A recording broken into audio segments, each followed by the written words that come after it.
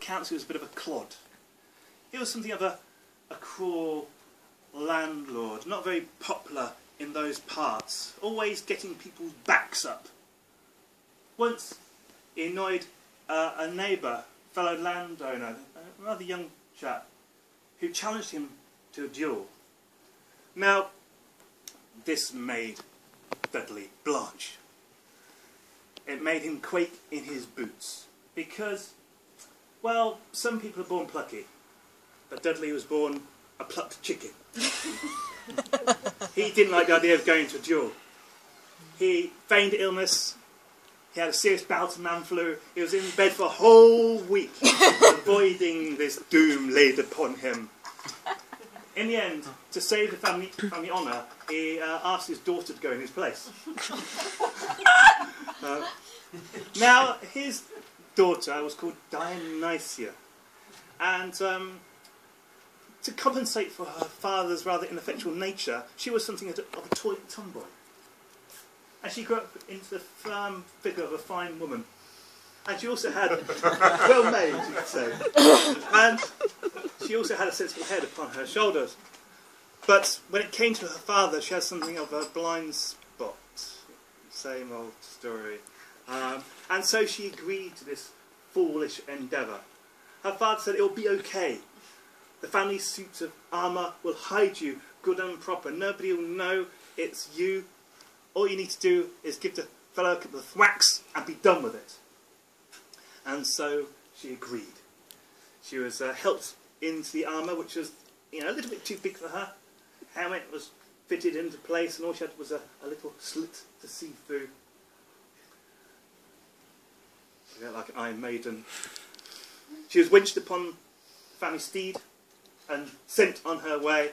Her father, a tear in his eye as he waved her off before going back to help himself to some nice drink, putting his feet up by the fire, thinking about what a daughter I have. And so off she set, and it was rather chilly morning as she rode off to the tawny ground, that tilting yard. And there she saw, emerging through the mist, the trim tent of her opponent, the pennant flapping in the morning breeze. And there he was upon his fine steed, his suits nice and shining, all the colours matching of his family livery, his lance held at a rather jaunty angle. And there were two attendants. One sneezed, blew into a rather nasty handkerchief. The other one stomped his feet and blew on his hands. And then there was the judge of the duel, who gave them a frosty look, and they stood to attention as the other duellist came onto the ground. She nodded to her opponent through her helmet, and then she went to her end of the tawny yard and picked a lance, a nice sharp pointy one. As she picked it up, she nearly lost her balance, and the man-at-arms looked at her with a puzzled expression. The other attendants joked about Dudley being drunk again, and her cheeks burnt.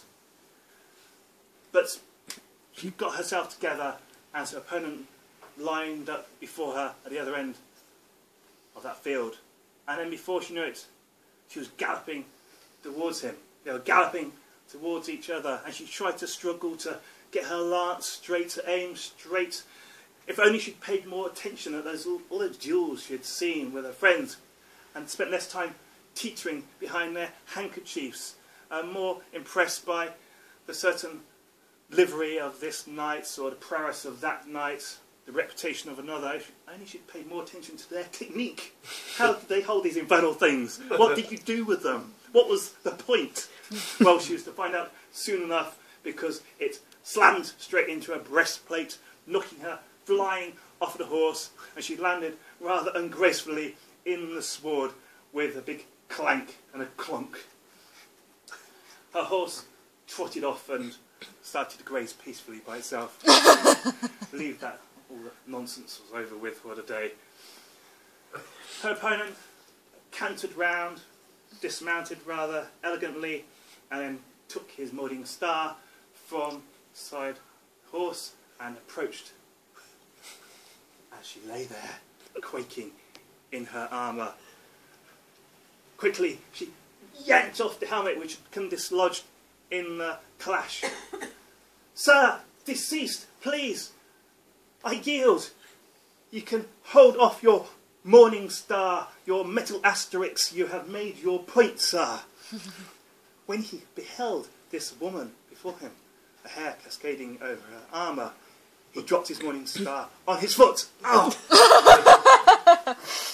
And you're a young lady needing a hand to get up. And so he helped her to her feet, and he couldn't help but gaze at her.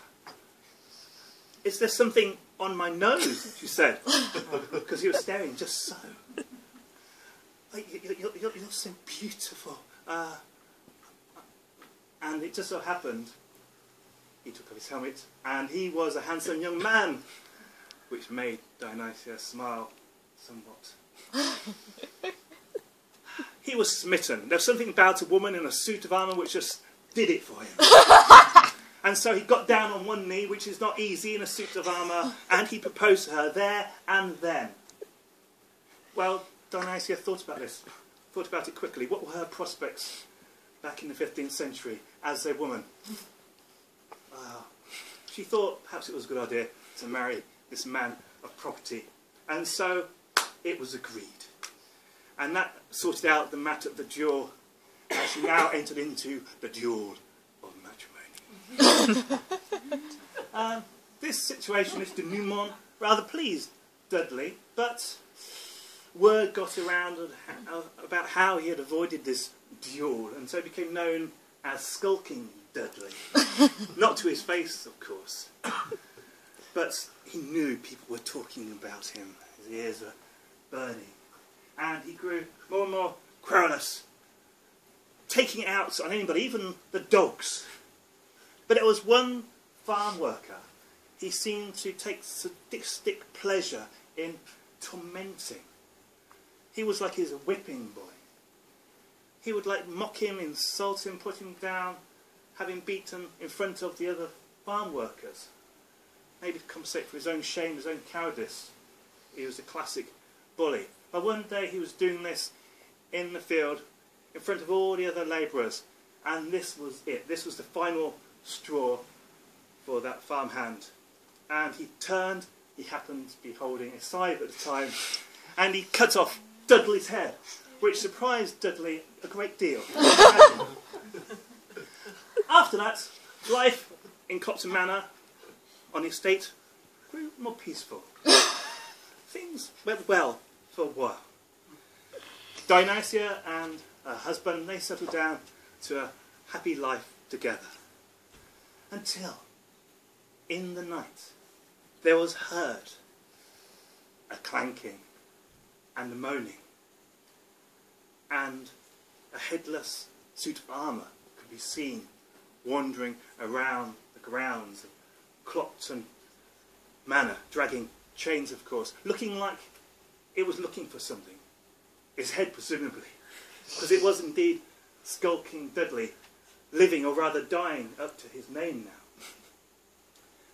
This grew to be rather annoying. Nobody got a wink of sleep. And so something had to be done about this supernatural pest. It took 12 clergymen to banish, to exorcise the ghost of Skulking Dudley. But this was finally done. And everybody breathed a great sigh of relief. Not least Dionysia, who, for old time's sake, had the suit of armour she wore hung up in the main feasting hall, kept polished, as a reminder of the time that she took to the tawny field and won her man. Thank you.